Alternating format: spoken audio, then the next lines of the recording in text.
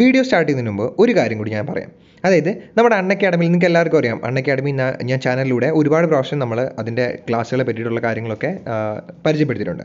ഈ അൺഅക്കാഡമിയിലെ 1 year subscription നമ്മുടെ ഈ റിപ്പബ്ലിക് ഡേ പ്രമാണിച്ച് 1 ഇയർ സബ്സ്ക്രിപ്ഷൻ എടുക്കുകയാണെങ്കിൽ നിങ്ങൾക്ക് എക്സ്ട്രാ ഒരു 6 മന്ത് ഫ്രീ സബ്സ്ക്രിപ്ഷൻ, അതായത് ഒരു 6 മാസം കൂടി എക്സ്ട്രാ സബ്സ്ക്രിപ്ഷൻ കിട്ടുന്നതായിരിക്കും. ഈ ഒരു ഓഫർ വാലിഡ് ആവുന്നത് 25, 26, 27, അതായത് ഇപ്പോൾ ഈ നടന്നുകൊണ്ടിരിക്കുകയാണ് 3 ദിവസം 25, 26, 27 തീയതികളിൽ മാത്രമാണ് ഈ ഒരു ഓഫറിൻ്റെ വാലിഡിറ്റി. ഞാൻ ഒന്നും കൂടി പറയാം, അതായത് നിങ്ങൾ ഒരു 1 ഇയറിൻ്റെ സബ്സ്ക്രിപ്ഷൻ എടുക്കുകയാണെങ്കിൽ നിങ്ങൾക്ക് എക്സ്ട്രാ ഒരു 6 മന്ത് സബ്സ്ക്രിപ്ഷൻ കൂടി ഫ്രീ ആയിട്ട് കിട്ടും.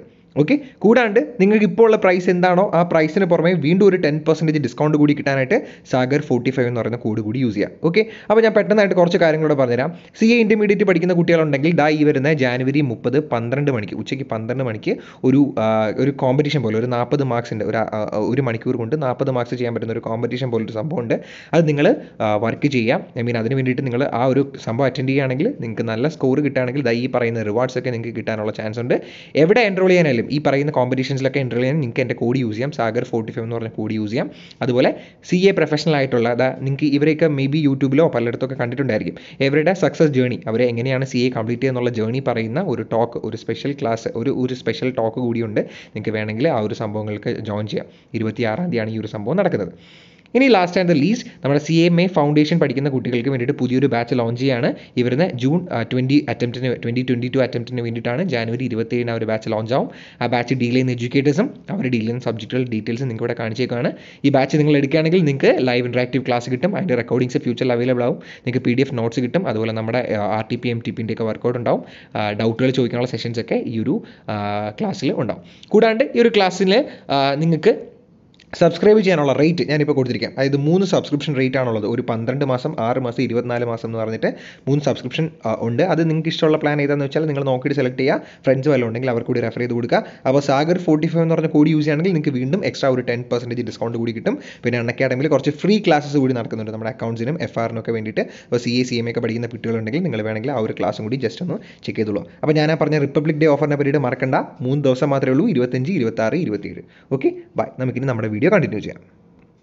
നമസ്കാരം സുഹൃത്തുക്കളെ, എൻ്റെ പേര് സാഗർ. ഫിനാൻഷ്യൽ മാനേജ്മെൻറ്റ് പുതിയൊരു വീഡിയോയിലേക്ക് ഏവർക്കും സ്വാഗതം. അപ്പോൾ നമ്മൾ പഠിച്ചുകൊണ്ടിരിക്കുന്ന ടോപ്പിക് എന്ന് പറയുന്നത് ഡിവിഡൻഡ് പോളിസി അല്ലേ, അല്ലെങ്കിൽ നമുക്കതിനെ ഡിവിഡൻഡ് ഡിസിഷൻ എന്നൊക്കെ വിളിക്കാം. ആ ഒരു ടോപ്പിക്ക്, ആ ഒരു ഇമ്പോർട്ടൻ്റ് ആയിട്ടുള്ള ഒരു ചാപ്റ്റർ ആയിരുന്നു നമ്മൾ പഠിച്ചുകൊണ്ടിരുന്നത്. അതിൽ ഓൾമോസ്റ്റ് ഒരു 80% ടോപ്പിക്ക് നമ്മൾ കവർ ചെയ്തു അല്ലേ. അതിൽ ബേസിക് ആയിട്ടുള്ള തിയറി പാർട്ടുകളൊക്കെ നമ്മൾ പഠിച്ചു. പിന്നെ പറഞ്ഞു നമ്മളെ ക്യാപിറ്റൽ സ്ട്രക്ചർ തിയറി പോലെ ഇവിടെയും കുറേ തിയറീസാണ്, അങ്ങനെ കുറച്ച് അസംപ്ഷൻസും കാര്യങ്ങളൊക്കെ ഉണ്ടെന്ന് പറഞ്ഞു. പിന്നെ ഈ തിയറീസിനെയൊക്കെ നമുക്ക് 2 പാർട്ടായിട്ട് ഡിവൈഡ് ചെയ്യാമെന്ന് പറഞ്ഞു. എന്താണ്? ഒന്ന് ഡിവിഡൻഡ് റെലവൻസി അപ്രോച്ച് അല്ലെങ്കിൽ ഡിവിഡൻഡ് റെലവൻറ്റ് അപ്രോച്ചും, 2 ഡിവിഡൻഡ് ഇറെലവൻറ്റ് അപ്രോച്ച് അല്ലെങ്കിൽ ഡിവിഡൻഡ് ഇറെലവൻസി അപ്രോച്ച് എന്ന് നമ്മളതിനെ വിളിച്ചു അല്ലേ. അത് എന്താണ് റെലവൻറ്റ്, എന്താണ് ഇറെലവൻറ്റ് എന്നൊക്കെ നമ്മൾ പറഞ്ഞായിരുന്നു. എന്താണ് നമ്മൾ എത്ര ഡിവിഡൻഡ് പേ ചെയ്യുന്നു, എത്ര നമ്മൾ റീറ്റെയിൻഡ് ഏർണിങ്സ് ആയിട്ട് കയ്യിൽ വെച്ചിരിക്കുന്നു, അത് നമ്മുടെ മാർക്കറ്റ് പ്രൈസിന് വേരിയേഷൻ സംഭവിപ്പിക്കും അല്ലേ. നമ്മുടെ മാർക്കറ്റ് പ്രൈസിനെ അത് ഇൻഫ്ലുവൻസ് ചെയ്യും. അങ്ങനെയാണെങ്കിൽ നമുക്കതിനെ ഡിവിഡൻഡ് റെലവൻറ്റ് അപ്രോച്ച് അല്ലെങ്കിൽ റെലവൻസി അപ്രോച്ച് എന്ന് വിളിക്കാം അല്ലേ. കാരണം മാർക്കറ്റ് പ്രൈസ് കൂടുന്നതും കുറയുന്നതും എന്തിന് ബേസ് ചെയ്തായിരിക്കും? നമ്മൾ എത്ര ഡിവിഡൻഡ് പേ ചെയ്യുന്നു, എത്ര നമ്മൾ റീറ്റെയിൻഡ് ഏർണിങ്സ് ആയിട്ട് നമ്മുടെ കയ്യിൽ വെച്ചിരിക്കുന്നു എന്നതിനെ ബേസ് ചെയ്തിട്ടായിരിക്കും. ആ തിയറീസാണ് ഡിവിഡൻഡ് റെലവൻസി അപ്രോച്ചിൽ പറയുന്നത് അല്ലേ. ഇനി രണ്ടാമത്തെ പാർട്ട് എന്താണ്? Dividend irrelevance approach. ഇത് പറയുന്നത് നമ്മൾ എത്ര ഡിവിഡൻഡ് പേ ചെയ്യുന്നു, എത്ര നമ്മൾ ഡിവിഡൻഡിൽ ബാക്കി റീറ്റെയിൻഡ് ഏർണിങ്സ് ആയിട്ട് കയ്യിൽ വെച്ചേക്കുന്നു എന്നതൊന്നും മാർക്കറ്റ് പ്രൈസിനെ അഫക്റ്റ് ചെയ്യുന്ന കാര്യമല്ല. മാർക്കറ്റ് പ്രൈസിനെ അഫക്റ്റ് ചെയ്യുന്നത് എന്താണ്? ഏർണിങ്സ്. ഒരു ഷെയറിൻ്റെ പുറത്ത് നമ്മൾ ഏൺ ചെയ്യുന്നത് എത്രയാണോ, ഏർണിങ്സ് കൂടുതലാണെങ്കിൽ ഷെയറിൻ്റെ മാർക്കറ്റ് പ്രൈസ് കൂടും കുറയും എന്നാണ് നമ്മുടെ ഡിവിഡൻഡ് ഇറെലവൻസി അപ്രോച്ച് പറയുന്നത് അല്ലേ. ഇതിനകത്ത് നമ്മൾ കുറേ മോഡൽസ് പഠിക്കാനുണ്ടെന്ന് പറഞ്ഞു അല്ലെങ്കിൽ കുറേ തിയറീസ് നമുക്ക് പഠിക്കാനുണ്ട്. ഒരുപാടൊന്നുമില്ല, കുറച്ചേ ഉള്ളൂ, ഒരു 5 എണ്ണം അല്ലേ. ഏതാണ്? ഒന്ന് ഗ്രാഹം ആൻഡ് ഡോഡ് മോഡൽ, അതിനെ നമ്മൾ ട്രഡീഷണൽ മോഡൽ എന്ന് വിളിക്കുന്നു. രണ്ടാമത്തെ വോൾട്ടേഴ്സ് മോഡൽ, ഗോർഡൻസ് മോഡൽ. ഇത് 3 എണ്ണമാണ് എന്തെന്ന് പറയുന്നത്?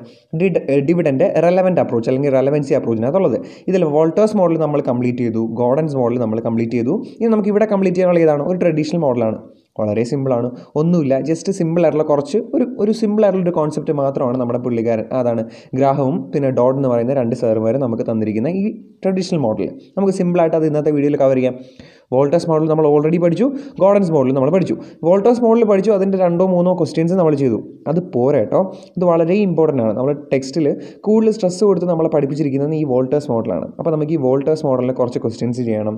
പിന്നെ നമ്മുടെ ഈ ചാപ്റ്ററിൽ വേറെ കുറച്ച് ഡിഫറെൻറ്റ് സ്റ്റൈലിലുള്ള കുറച്ച് ക്വസ്റ്റ്യൻസും കൂടെ ചോദിച്ചിട്ടുണ്ട്. നമുക്ക് ആ ക്വസ്റ്റ്യൻസും കൂടെ വർക്കൗട്ട് ചെയ്യാം. അപ്പോൾ ഇന്നത്തെ വീഡിയോയിൽ നമ്മൾ ഇവിടെ ബാക്കി നിൽക്കുന്ന ഈ ട്രഡീഷണൽ മോഡൽ എന്തായാലും പഠിക്കും. ഓക്കെ, ഇനി നമുക്ക് ഇപ്പുറ സൈഡിൽ എന്തെങ്കിലും ബാക്കിയുണ്ടോ നോക്കാം. അതിൽ മോഡൽ അല്ലേ, മോഡിഗ്ലിയാനി ആൻഡ് മില്ലർ, അതിൻ്റെ നമ്മൾ പഠിച്ചു. ഇറലവൻ്റ് ആണ്, അത് എന്തൊക്കെയാണെന്നൊക്കെ നമ്മൾ കഴിഞ്ഞ വീഡിയോയിൽ ഡീറ്റെയിൽഡ് ആയിട്ട് പഠിച്ചു. ഇനി ഇവിടെ ഒരു റെസിഡുവൽ മോഡലുണ്ട്. അപ്പോൾ റെസിഡുവൽ മോഡൽ നമ്മൾ പഠിക്കണം. ഇത് രണ്ടും ലീസ്റ്റ് ഇമ്പോർട്ടൻ്റ് ആണ്, വലിയ ഇമ്പോർട്ടൻ്റ് ഒന്നുമല്ല, ജസ്റ്റ് നമ്മൾ അറിഞ്ഞിരുന്നാൽ മാത്രം മതി. അപ്പോൾ നമുക്ക് ഈ രണ്ട് മോഡലും ഇന്നത്തെ വീഡിയോയിൽ കവർ ചെയ്യാം. എന്നിട്ട് ഞാൻ പറഞ്ഞതുപോലെ തന്നെ നമുക്ക് എന്ത് ചെയ്യാം, ഈ വോൾട്ടേഴ്സ് മോഡലിൻ്റെയും ഒരു ക്വസ്റ്റ്യൻ, നല്ല ഇമ്പോർട്ടൻ്റ് ആയിട്ടുള്ള എക്സാമിന് ചോദിച്ചിട്ടുള്ള ടൈപ്പിലുള്ള ഒരു ക്വസ്റ്റ്യനും, പിന്നെ നമ്മുടെ ഈ ചാപ്റ്ററിൽ ഡിസ്കസ് ചെയ്തിരിക്കുന്ന വേറെ സ്റ്റൈലിലുള്ള ക്വസ്റ്റ്യൻസ് ഒക്കെ ഉണ്ട്. ആ നമുക്ക് ട്രിക്കി ആയിട്ടുള്ള ക്വസ്റ്റ്യൻസും കൂടെ വർക്കൗട്ട് ചെയ്യുന്ന ഒരു വീഡിയോയും കൂടെ നമുക്ക് ഈ ചാപ്റ്ററിൽ ചെയ്യാം. അത് കഴിഞ്ഞിട്ട് നിങ്ങൾക്ക് പ്രോമിസ് ചെയ്തിരിക്കുന്നത് പോലെ തന്നെ നമുക്കൊരു റിവിഷൻ വീഡിയോ അല്ലേ, എല്ലാ ചാപ്റ്ററിൻ്റെയും 10 മിനിറ്റ് കൊണ്ട് എൻ്റെ ടോപ്പിക്ക് കവർ ചെയ്യുന്ന ഒരു റിവിഷൻ വീഡിയോ നമുക്ക് ചെയ്യാം. അങ്ങനെ ഈ ചാപ്റ്റർ നമുക്ക് നാളെ ഒരു ദിവസം കൊണ്ട് തന്നെ ഈ ചാപ്റ്റർ ഫുൾ എൻറ്റയർലി ക്ലോസ് ചെയ്യാൻ പറ്റും. ഓക്കെ അല്ലേ? അത് കഴിഞ്ഞിട്ട് നമുക്ക് ഒരു ചാപ്റ്റർ മാത്രമേ ബാക്കിയുള്ളൂ. അതും കൂടെ നമ്മൾ പഠിച്ചിട്ട് നമ്മുടെ ഫിനാൻഷ്യൽ മാനേജ്മെൻറ്റ് എന്ന് പറയുന്ന ടോപ്പിക്കിൻ്റെ 100% എല്ലാ ഐറ്റംസും, തിയറിയും പ്രാക്ടിക്കൽ പ്രോബ്ലംസും ഉൾപ്പെടെ എല്ലാം കവർ ചെയ്തുകൊണ്ട് നമ്മൾ ഈ ഫിനാൻഷ്യൽ മാനേജ്മെൻറ്റ് ഇവിടെ എൻഡ് ചെയ്യുന്നതായിരിക്കും. പിന്നെ നിങ്ങൾക്ക് എന്ത് ഡൗട്ടോ കാര്യങ്ങളോ ഉണ്ടെങ്കിൽ നമ്മുടെ വാട്സപ്പ് ഗ്രൂപ്പുണ്ട്, വാട്സപ്പ് ഗ്രൂപ്പിൻ്റെ ലിങ്ക് താഴെയുണ്ട്, അവിടെ കയറുക, ചോദിക്കുക. നിങ്ങൾക്ക് തമ്മിൽ തന്നെ ഡിസ്കസ് ചെയ്യാം. ഞാൻ എന്തെങ്കിലും അപ്ഡേറ്റ്സുകൾ ഉണ്ടെങ്കിൽ അതും തരും. നമുക്ക് അതൊരു നല്ല പ്ലാറ്റ്ഫോമായിട്ട് യൂട്ടിലൈസ് ചെയ്യാൻ പറ്റും. ഓക്കെ അല്ലേ? അപ്പോൾ നമുക്ക് ടൈം വേസ്റ്റ് ചെയ്യാതെ നേരെ ഇന്നത്തെ വീഡിയോയിലേക്ക് പോകാം. അപ്പോൾ നമുക്ക് തുടങ്ങാം. നമുക്ക് പഠിക്കാൻ ബാക്കിയിരിക്കുന്ന 2 ടോപ്പിക്കുകളാണ്. ഒന്ന് ട്രഡീഷണൽ അപ്രോച്ചും, 2 റെസിഡുവൽ മോഡലും. ആ 2 എണ്ണമാണ് നമുക്ക് പഠിക്കാനുള്ളത്. അത് 2 എണ്ണം നമുക്ക് ഈ വീഡിയോയിൽ തന്നെ കവർ ചെയ്യാം. ആദ്യം നമുക്ക് എന്ത് ചെയ്യാം, നമ്മുടെ ട്രഡീഷണൽ അപ്രോച്ച് അല്ലെങ്കിൽ ട്രഡീഷണൽ മോഡൽ അത് കൊണ്ടുവന്നിരിക്കുന്നത് ആരാണ്? ഗ്രാഹം ആൻഡ് ഡോഡ് എന്ന് പറയുന്ന 2 പ്രൊഫസേഴ്സാണ് അത് കൊണ്ടുവന്നിരിക്കുന്നത്. അപ്പോൾ അവർ മുന്നോട്ട് വെച്ചിരിക്കുന്ന ആ മോഡലിനെ എന്താ അറിയപ്പെടുന്നത്? ഗ്രാഹം ആൻഡ് ഡോഡ് മോഡൽ എന്നാണ് അറിയപ്പെടുന്നത്. എന്തുപോലെ തന്നെ നമ്മൾ നേരത്തെ പഠിച്ച എം പോലെയും, അതുപോലെ ഗോർഡൻസ് മോഡൽ, വോൾട്ടേഴ്സ് മോഡൽ, അതുപോലെ തന്നെ അവരുടെ പേരിലാണ് ഈ മോഡലും അറിയപ്പെടുന്നത്. ഇതിനെ പ്യുവർ ട്രഡീഷണൽ മോഡൽ എന്നാണ് അറിയപ്പെടുന്നത്. Pure traditional model. ഓക്കെ, ഇത് ഏത് സ്കൂൾ ഓഫ് തോട്ട്സിലുള്ളതാണ്? ഏത് സ്റ്റൈൽ ഓഫ് അപ്രോച്ചിലുള്ളതാണ്? നമുക്കറിയാം, റെലവൻസി അപ്രോച്ച് അല്ലേ. റെലവൻസി അപ്രോച്ച് പറയുന്നത് എന്താണ്? ഡിവിഡൻഡ് നമ്മൾ എത്ര പേ ചെയ്യുന്നു, എത്ര ഡിവിഡൻഡ് നമ്മൾ കയ്യിൽ റീറ്റെയിൻഡ് ഏർണിങ്സ് ആയിട്ട് കയ്യിൽ വെക്കുന്നു എന്നത് മാർക്കറ്റ് പ്രൈസിനെ അഫക്റ്റ് ചെയ്യും അല്ലേ. മാർക്കറ്റ് പ്രൈസിൻ്റെ ഇൻക്രീസും മാർക്കറ്റ് പ്രൈസിൻ്റെ ഡിക്രീസും എന്തിനെ ബേസ് ചെയ്തിട്ടായിരിക്കും? നമ്മൾ എത്ര ഡിവിഡൻഡ് പേ ചെയ്യുന്നു, എത്ര നമ്മൾ റീറ്റെയിൻഡ് ഏർണിങ്സ് ആയിട്ട് കയ്യിൽ വെച്ചിരിക്കുന്നു, അതായത് നമ്മുടെ ഡിവിഡൻഡ് പോളിസിയെ ബേസ് ചെയ്തിട്ടായിരിക്കും. ഓക്കെ അല്ലേ? അപ്പോൾ നമ്മുടെ ട്രഡീഷണൽ മോഡൽ എന്ത് തന്നെയാണ്? ഒരു റെലവൻസി സ്കൂൾ ഓഫ് തോട്ട്സ് ആണ് അല്ലേ. നമ്മുടെ ഡിവിഡൻഡ് റെലവൻസി അപ്രോച്ച് തന്നെയാണ് നമ്മുടെ ട്രഡീഷണൽ മോഡൽ എന്ന് പറയുന്നത്. അതിൻ്റെ അർത്ഥം നമ്മൾ എത്ര ഡിവിഡൻഡ് പേ ചെയ്യുന്നോ, എത്ര റീറ്റെയിൻഡ് ഏർണിങ്സ് ആയിട്ട് വെക്കുന്നോ എന്നത് നമ്മുടെ മാർക്കറ്റ് പ്രൈസ് ഓഫ് ഷെയർസിനെ അഫക്റ്റ് ചെയ്യും. ഓക്കെ, നമുക്കത് വായിച്ചു നോക്കാം. എന്താണ്? സിമ്പിളാണ്, ജസ്റ്റ് തിയറി ആയിട്ട് മാത്രം പഠിച്ചാൽ മതി. ഇതിന് ക്വസ്റ്റ്യൻസും കാര്യങ്ങളൊന്നും ചെയ്യാനൊന്നും ഒരു പരീക്ഷയ്ക്കും വരില്ല. പക്ഷേ എന്താണ് നമ്മൾ അറിഞ്ഞിരിക്കണം. നമുക്ക് നോക്കാം. The market price of shares will increase when the company declares a dividend rather than when it does not. അതായത് ഒരു കമ്പനിയുടെ മാർക്കറ്റ് പ്രൈസ് കൂടുന്നത് എപ്പോഴാണെന്ന് അറിയാമോ? ഒരു കമ്പനിയുടെ ഷെയറിൻ്റെ മാർക്കറ്റ് പ്രൈസ് കൂടുന്നത് എപ്പോഴാണെന്ന് അറിയാമോ? ആ കമ്പനി പ്രോപ്പറായിട്ട് ഡിവിഡൻഡ് ഡിക്ലെയർ ചെയ്യുമ്പോൾ. മനസ്സിലായില്ലേ? അതിൻ്റെ അർത്ഥം എത്രയും കൂടുതൽ നമ്മൾ ഡിവിഡൻഡ് ഡിക്ലെയർ ചെയ്യുന്നോ, എത്ര നമ്മൾ ഡിവിഡൻഡ് പേ ചെയ്യുന്നോ, അതായിരിക്കും നമ്മുടെ മാർക്കറ്റ് പ്രൈസിനെ ഇൻക്രീസ് ചെയ്യുന്നത്. അതിൻ്റെ അർത്ഥം റീറ്റെയിൻഡ് ഏർണിങ്സ് നമ്മൾ കുറച്ച് വെച്ചാൽ മതി. ഇവിടെ റീറ്റെയിൻഡ് ഏർണിങ്സിന് മിനിമൽ ഇമ്പോർട്ടൻസ് ആണ്. ആ സെൻറ്റൻസ് വായിക്കുമ്പോൾ തന്നെ നമുക്ക് അറിയാൻ പറ്റും എന്താണ് ഇവിടെ പറഞ്ഞിരിക്കുന്നത്. The market price of shares, നമ്മുടെ ഷെയർസിൻ്റെ മാർക്കറ്റ് പ്രൈസ് വിൽ ഇൻക്രീസ് ചെയ്യും. എങ്ങനെ? വെൻ കമ്പനി ഡിക്ലെയർസ് ഡിവിഡൻഡ്, നമ്മൾ ഡിവിഡൻഡ് പേ ചെയ്യാമെന്ന് ഡിക്ലെയർ ചെയ്യുമ്പോൾ, rather than when it does not, അതായത് അത് ചെയ്യാതിരിക്കുമ്പോൾ. അതിൻ്റെ അർത്ഥം നമ്മൾ റീറ്റെയിൻഡ് ഏർണിങ്സ് ആയിട്ട് കയ്യിൽ വെച്ചേക്കുന്നതിന് കുറച്ച് ഇമ്പോർട്ടൻസ് ആണുള്ളതെന്ന്. ഓക്കെ അല്ലേ? അപ്പോൾ ഒന്നും കൂടെ പറഞ്ഞേ, നമ്മുടെ മാർക്കറ്റ് പ്രൈസിനെ അഫക്റ്റ് ചെയ്യുന്നത് എന്താണ്? നമ്മൾ എത്ര ഡിവിഡൻഡ് പേ ചെയ്യുന്നു എന്നതാണ് നമ്മളെ മാർക്കറ്റ് പ്രൈസിനെ കൂടുതലായിട്ട് അഫക്റ്റ് ചെയ്യുന്നത്. കൂടുതൽ നമ്മൾ പേ ചെയ്ത് കഴിഞ്ഞാൽ നമ്മുടെ മാർക്കറ്റ് പ്രൈസ് കൂടുതൽ ഇൻക്രീസ് ചെയ്യും. ഓക്കെ അല്ലേ? അപ്പോൾ റീറ്റെയിൻഡ് ഏർണിങ്സിന് ഇവിടെ കുറച്ച് ഇമ്പോർട്ടൻസ് ആണുള്ളത്. ഏറ്റവും കൂടുതൽ വെയിറ്റേജ് കൊടുക്കുന്നത് ഏതാണ്? നമ്മുടെ എത്ര ഡിവിഡൻഡ് നമ്മൾ പേ ചെയ്യുന്നു എന്നതിനുള്ളതാണ്. ഓക്കെ അല്ലേ? നമ്മൾ ഡിവിഡൻഡ് പേ ചെയ്യുന്നതിനാണ് കൂടുതൽ എന്ത് കൊടുക്കുന്നത്? ഇമ്പോർട്ടൻസ് കൊടുക്കുന്നത്, റാദർ ദാൻ നമ്മുടെ റീറ്റെയിൻഡ് ഏർണിങ്സ്. ഇനി നമുക്ക് ഇവിടുത്തെ ഇക്വേഷൻ എന്താണെന്ന് നോക്കാം. വലിയ കാര്യമൊന്നുമല്ല, സിമ്പിൾ ഒരു കാര്യമാണ്. ജസ്റ്റ് ഒന്ന് അറിഞ്ഞിരുന്നാൽ മാത്രം മതി. ക്വസ്റ്റ്യൻസ് ഒന്നും ചെയ്യാനൊന്നുമില്ല. ഇതിൻ്റെ മാത്തമെറ്റിക്കൽ ആയിട്ട് നമ്മളത് പ്രൂവ് ചെയ്തും കാണിക്കുന്നൊന്നുമില്ല. അതിൻ്റെ ഒന്നും ആവശ്യമില്ല, സമയം വേസ്റ്റ് ചെയ്യേണ്ട. നമുക്ക് ഏറ്റവും മിനിമൽ ടൈമിൽ ഏറ്റവും എഫക്റ്റീവായിട്ട് നമുക്ക് പഠിക്കണം. നോക്കാം. പി എന്ന് പറഞ്ഞാൽ നമ്മുടെ ഷെയറിൻ്റെ market price, which is equal to M × D + E / 3. എവിടെയൊക്കെയോ എന്തൊക്കെയോ മാറ്റങ്ങളുണ്ടല്ലേ. നമ്മൾ ഇന്ന് വരെ കാണാത്തൊരു സാധനം M അല്ലേ. നമ്മുടെ നേരത്തെ മോഡൽ പഠിച്ചപ്പോൾ അവിടെ ഡെൽറ്റ എന്ന് എഴുതുന്നതിന് പകരം നമ്മുടെ ടെക്സ്റ്റിലൊക്കെ എന്ന് എഴുതി കണ്ടു. ചുമ്മാ ഒരു വേരിയബിൾ കൊടുത്തതാണ് ഓക്കെ, ഇവിടുത്തെ എന്താണ്? അതുപോലെ ചുമ്മാ കൊടുത്തിരിക്കുന്ന ഒരു വേരിയബിൾ ആണോ നമുക്കറിയണം. നമുക്ക് നോക്കാം. പിന്നെ /3. ഇന്ന് വരെ നമ്മളൊരു ഇക്വേഷനകത്തും ഇതുവരെ നമ്മൾ FMയിൽ പഠിച്ച ഒരു ഇക്വേഷനകത്തും കോൺസ്റ്റൻ്റ് ആയിട്ടൊരു നമ്പർ കണ്ടില്ല. പക്ഷേ ഇവിടെ കോൺസ്റ്റൻ്റ് ആയിട്ടൊരു നമ്പർ ഉണ്ട്. ഓക്കെ, നമുക്ക് നോക്കാം. ബാക്കിയുള്ള ലെറ്റേഴ്സിൻ്റെയൊക്കെ അർത്ഥം നോക്കാം. P എന്ന് പറഞ്ഞാൽ മാർക്കറ്റ് പ്രൈസ് ഓഫ് ഷെയർസ് ആണ്. നമുക്കറിയില്ല. അപ്പോൾ ഞാൻ ഇപ്പോൾ പറയാണ്, എന്ന് പറഞ്ഞാൽ ഒരു മൾട്ടിപ്ലൈ മൾട്ടിപ്ലെയർ ആണ്. എം എന്ന് പറഞ്ഞാൽ എന്താണ്? ഒരു മൾട്ടിപ്ലെയർ. അതെന്താണെന്ന് അറിഞ്ഞൂടെ അല്ലേ? അത് കൂടുതൽ നിങ്ങൾ ചിന്തിച്ച് തല പോയിക്കേണ്ട കാര്യമൊന്നുമില്ല. എം എന്ന് പറഞ്ഞാൽ ജസ്റ്റ് ഒരു മൾട്ടിപ്ലെയർ ആണ്. അതായത് ഇപ്പോൾ സപ്പോസ് നമുക്കിപ്പോൾ ഇവിടെ 2 ഐറ്റം ഉണ്ട്. ഒന്ന് നമ്മുടെ ഡിവിഡൻറ്റും ഏർണിങ്സും. നമ്മൾ ഡിവിഡൻറ്റ് പേ ചെയ്യുന്നതല്ലേടാ നമ്മുടെ ഷെയറിനെ കൂടുതൽ ഇൻഫ്ലുവൻസ് ചെയ്യുന്നത്. അപ്പോൾ ഡിവിഡൻറ്റിനാണ് കൂടുതൽ നമ്മൾ ഇമ്പോർട്ടൻസ് കൊടുക്കുന്നത്. അപ്പോൾ ഡിവിഡൻറ്റിൻ്റെ വെയിറ്റേജ് കൂട്ടാൻ വേണ്ടി ഡിവിഡൻറ്റിനെ നമ്മൾ മൾട്ടിപ്ലെയർ കൊണ്ട് മൾട്ടിപ്ലൈ ചെയ്യുന്നു. ഓക്കെ അല്ലേ? ഏർണിങ്സിൻ്റെ വെയിറ്റേജ് കുറയ്ക്കാൻ വേണ്ടി ഏർണിങ്സിനെ 3 കൊണ്ട് ഡിവൈഡ് ചെയ്യുന്നു. അങ്ങനെ മാത്രം അറിഞ്ഞിരുന്നാൽ മതി. ഓക്കെ അല്ലേ? ഒന്നും കൂടെ പറഞ്ഞുതരാം. നമ്മളിവിടെ ഡിവിഡൻറ്റിനാണ് കൂടുതൽ ഇമ്പോർട്ടൻസ് കൊടുക്കുന്നത്. നമ്മൾ നേരത്തെ പറഞ്ഞില്ലേ, ഡിവിഡൻറ്റ് ഡിക്ലെയർ ചെയ്യുമ്പോഴാണ് നമ്മുടെ മാർക്കറ്റ് പ്രൈസ് കൂടുന്നത്. അപ്പോൾ ഡിവിഡൻറ്റിന് കൂടുതൽ വെയിറ്റേജ് കൊടുക്കാൻ വേണ്ടി ഡിവിഡൻറ്റിന് ഒരു മൾട്ടിപ്ലെയർ ഒരു നമ്പർ കൊണ്ട് നമ്മൾ മൾട്ടിപ്ലൈ ചെയ്യുന്നു, അതിൻ്റെ വെയിറ്റേജ് കൂട്ടാൻ വേണ്ടിയിട്ട്. ഓക്കെ അല്ലേ? നമ്മുടെ ഏർണിങ്സ് പെർ ഷെയറിൻ്റെ വെയിറ്റേജ് കുറയ്ക്കാൻ വേണ്ടിയിട്ട്, അതിന് ലീസ്റ്റ് ഇമ്പോർട്ടൻസ് കൊടുക്കാൻ വേണ്ടിയിട്ട് അതിന് 3 എന്ന് പറയുന്ന ഒരു നമ്പർ കൊണ്ട് നമ്മൾ ഡിവൈഡ് ചെയ്യുന്നു. ഇപ്പോൾ എന്ത് ചെയ്തു? നമ്മുടെ ഏർണിങ്സിന് കുറച്ച് ഇമ്പോർട്ടൻസും നമ്മുടെ ഡിവിഡൻറ്റിന് കൂടുതൽ ഇമ്പോർട്ടൻസ് നമ്മൾ കൊടുത്തില്ലേ? ഇത്രയേ ഉള്ളൂ നമ്മുടെ ഗ്രാഹാം ആൻഡ് ഡോട്ട് മോഡൽ പറയുന്നത്. ഈ ഇക്വേഷൻ ജസ്റ്റ് നിങ്ങൾ ഇതുപോലെ ഒന്ന് പഠിച്ചു വെച്ചാൽ നമ്മുടെ പല ടെക്സ്റ്റുകളിലും പല കോച്ചിങ് സെൻറ്ററുകളിൽ പ്രൊവൈഡ് ചെയ്യുന്ന ടെക്സ്റ്റുകളിലും ഗൈഡിലും ഒക്കെ ഇതിൻ്റെ ഇക്വേഷൻ തെറ്റായിട്ടാണ് കൊടുത്തിരിക്കുന്നത്. ഒരു എന്നൊക്കെ നമ്മുടെ 3ക്ക് പകരം Q എന്നൊക്കെയാണ് കൊടുത്തിരിക്കുന്നത്. അത് തെറ്റാണ് കേട്ടോ. ഇതാണ് ജസ്റ്റ് ബേസിക് ആയിട്ടുള്ള ഇക്വേഷൻ. അപ്പോൾ നോക്കി, P is equal to M. That means multiplier into dividend plus earnings divided by 3. Dividend plus earnings divided by 3. Okay അല്ലേ? അങ്ങനെയാണെങ്കിൽ നമുക്ക് എന്ത് പറയാം? In this model weight attached to dividend is 4 times of weight attached to retained earnings. നമ്മുടെ ഏർണിങ്സിനെക്കാളും എത്ര മടങ്ങ്? 4 ഇരട്ടി ഇമ്പോർട്ടൻസ് ആണ് നമ്മൾ എന്തിനു കൊടുക്കുന്നത്? ഡിവിഡൻറ്റിന് കൊടുക്കുന്നത്. ഓക്കെ അല്ലേ? സിമ്പിളായിട്ടുള്ള കാര്യമല്ലേ? പ്രശ്നമൊന്നുമില്ലല്ലോ. ഇതാണ് ഗ്രാഹാം ആൻഡ് ഡോട്ട് മോഡൽ എന്ന് പറയുന്നത്. ഇത് ഇങ്ങനെ തന്നെ പഠിച്ചാൽ മതി. നിങ്ങൾ ഒരുപാട് നമ്മൾ നേരത്തെ കണക്കുകളൊക്കെ ചെയ്ത് പഠിച്ചതുപോലെ തന്നെ ഇതിൻ്റെ പ്രാക്ടിക്കൽ പ്രോബ്ലംസ് എടുത്ത് പഠിക്കുകയോ അല്ലെങ്കിൽ ഇതിൻ്റെ മാത്തമെറ്റിക്കൽ ഡെറിവേഷൻസിനെ തപ്പിപ്പോവുകയോ ഒന്നും ചെയ്യേണ്ട. ഇതിങ്ങനെ തന്നെ പഠിച്ചാൽ മതി. ഓക്കെ അല്ലേ? ഇനി ഇതുപോലെ തന്നെ സിമ്പിളായിട്ടുള്ള ഒരു ചെറിയൊരു തിയറി പാർട്ടുണ്ട്. ഏതാണ്? നമ്മളെ ബാക്കി നിൽക്കുന്ന റെസിഡ്യുവൽ മോഡൽ. അതും കൂടെ പഠിച്ചിട്ട് നമുക്ക് ഇന്നത്തെ ഈ വീഡിയോ ക്ലോസ് ചെയ്തുകൂടെ? സിമ്പിളാണ്. ഇന്നത്തെ വീഡിയോ പെട്ടെന്ന് തീരും. നമുക്ക് പഠിക്കാം. റെസിഡ്യുവൽ മോഡൽ പറയുന്നത് എന്താണെന്ന് നമുക്ക് പഠിക്കാം. ഓക്കെ അല്ലേ? അപ്പോൾ നമ്മൾ സ്ഥിരം എല്ലാ മോഡലും പഠിച്ച് തുടങ്ങുന്നത് പോലെ തന്നെ നമുക്ക് പറയാം, ഇത് ഏത് സ്കൂൾ ഓഫ് തോട്ട്സിലുള്ളതാണ്, ഏത് സ്റ്റൈൽ ഓഫ് അപ്രോച്ചിലുള്ളതാണ്? ഡിവിഡൻറ്റ് ഇർറെലവൻസി സ്കൂൾ ഓഫ് തോട്ട്സിലുള്ളതാണ്. അതിൻ്റെ അർത്ഥം dividend policy does not affect the market price of shares. നമ്മുടെ ഡിവിഡൻറ്റ് പോളിസി എന്ത് തന്നെ ആയാലും അതിൻ്റെ അർത്ഥം നമ്മൾ എത്ര പേ ചെയ്യുന്നോ, എത്ര നമ്മൾ റീറ്റെയിൻഡ് ഏർണിങ്സ് ആയിട്ട് കയ്യിൽ വെച്ചിരിക്കുന്നോ എന്നത് ഒരിക്കലും നമ്മുടെ മാർക്കറ്റ് പ്രൈസ് ഓഫ് ഷെയർസിനെ അഫക്റ്റ് ചെയ്യില്ല.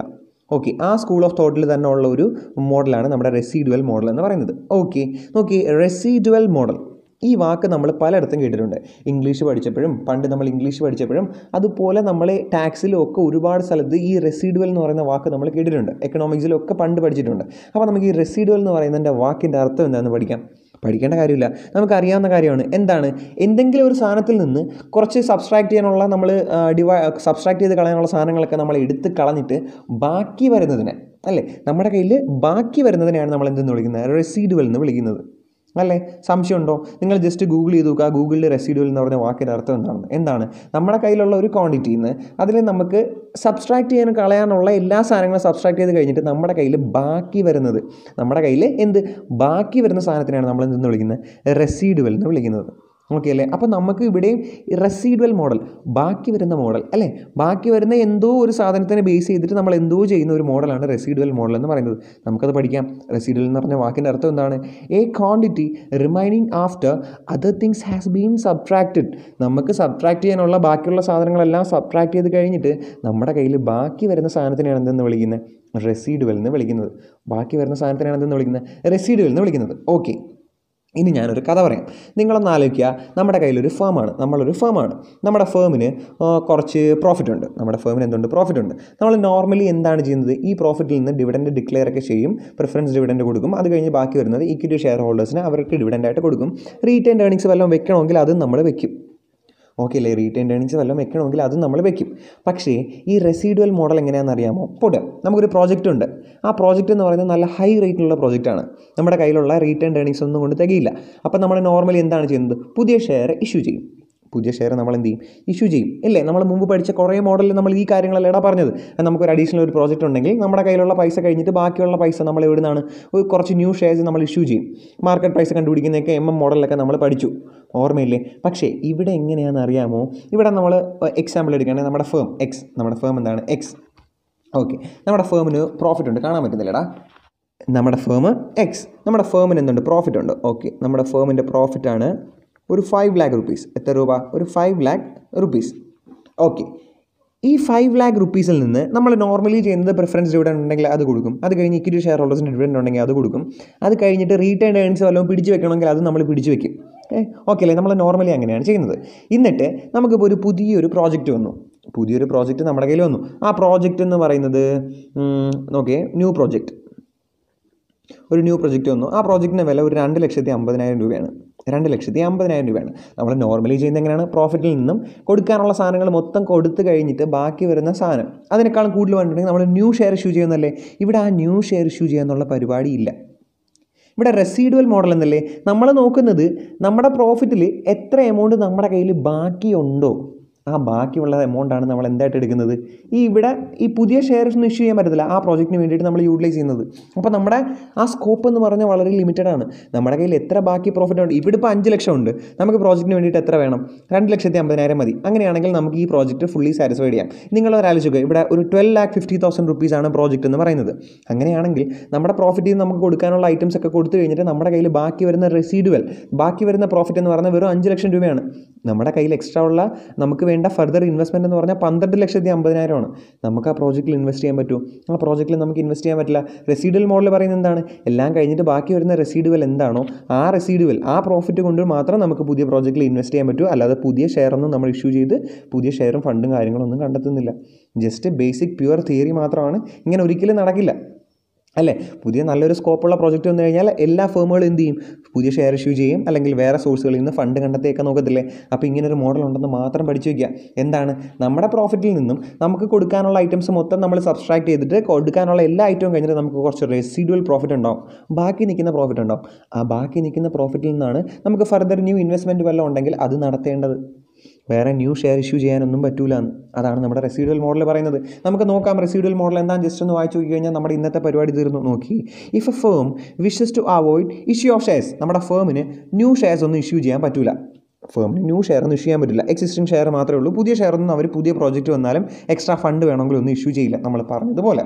അങ്ങനെയാണെങ്കിൽ then it has to rely on internally generated fund to finance new project. അങ്ങനെയാണെങ്കിൽ അവർക്ക് ഇൻറ്റേർണലി തന്നെ എന്ത് ചെയ്യും, പുതിയ പ്രോജക്റ്റുകൾക്ക് ഫിനാൻസ് ചെയ്യാൻ വേണ്ടി ഫണ്ട് കണ്ടെത്തേണ്ടി വരും. ആ രീതിയിൽ അവരെ ഫുൾ സ്ട്രക്ചർ അവർ റീലേ ചെയ്യേണ്ടി വരും.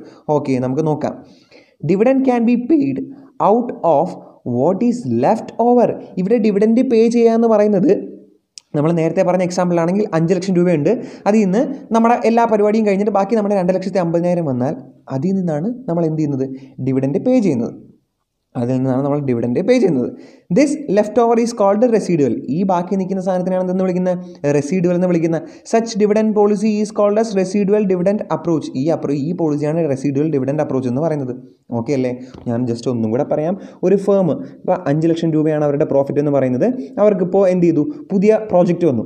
പുതിയ പ്രോജക്റ്റ് വരുമ്പോൾ അവർക്ക് എന്ത് ചെയ്യാൻ പറ്റില്ല, ന്യൂ ഷെയർസ് ഒന്നും ഇഷ്യൂ ചെയ്യാനേ പറ്റില്ല. അവരെന്ത് ചെയ്യുക, എക്സിസ്റ്റിംഗ് ആയിട്ടുള്ള പ്രോഫിറ്റിൽ നിന്ന് ഇൻറ്റേർണലി തന്നെ ഫണ്ട് കണ്ടെത്തണം. അപ്പം നമ്മൾ എന്ത് ചെയ്യും, 5 ലക്ഷം രൂപ പ്രോഫിറ്റ്, അതിൽ നിന്നും 2,50,000 നമ്മൾ നേരത്തെ പറഞ്ഞ എക്സാമ്പിളിൽ നമ്മുടെ ന്യൂ പ്രോജക്റ്റിൻ്റെ വില. 2,50,000 കുറയ്ക്കുമ്പോൾ ബാക്കി എത്രയേ ഉള്ളൂ, 2,50,000 മാത്രമേ ഉള്ളൂ. ഈ 2,50,000 എന്തെന്ന് വിളിക്കുന്നത്, റെസിഡുവൽ പ്രോഫിറ്റ് എന്ന് വിളിക്കുന്നത്. ഈ 2,50,000 മാത്രമേ എന്ത് ചെയ്യാൻ പറ്റത്തുള്ളൂ, ഷെയർ ഹോൾഡേഴ്സിന് ഡിവിഡൻഡ് ആയിട്ട് ഡിക്ലെയർ ചെയ്യാൻ പറ്റത്തുള്ളൂ. ഈ മോഡലിനെയാണ് എന്തെന്ന് വിളിക്കുന്നത്, റെസിഡുവൽ ഡിവിഡൻഡ് അപ്രോച്ച് എന്ന് വിളിക്കുന്നത്. ഓക്കെ അല്ലേ. ജസ്റ്റ് പ്യുവർ തിയറി ആയിട്ട് മാത്രം പഠിക്കുക.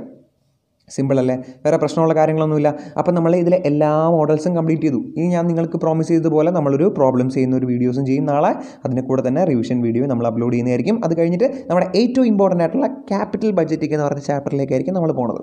അപ്പോൾ നിങ്ങൾക്ക് എന്ത് ഡൗട്ട് ഉണ്ടെങ്കിലും കമൻറ്റ് ബോക്സിൽ മെൻഷൻ ചെയ്യുക, അല്ലെങ്കിൽ നമ്മുടെ വാട്സപ്പ് ഗ്രൂപ്പ് ഉണ്ട്, വാട്സപ്പ് ഗ്രൂപ്പിൽ ജോയിൻ ചെയ്തിട്ട് നിങ്ങൾക്ക് തമ്മിൽ തന്നെ ഡൗട്ടും കാര്യങ്ങളൊക്കെ ക്ലിയർ ചെയ്യാൻ പറ്റും. അതൊരു നല്ല പ്ലാറ്റ്ഫോമായിട്ട് നിങ്ങൾ യൂട്ടിലൈസ് ചെയ്യുക. അപ്പോൾ നമുക്ക് അടുത്തൊരു വീഡിയോയിൽ പിന്നെയും കാണാം.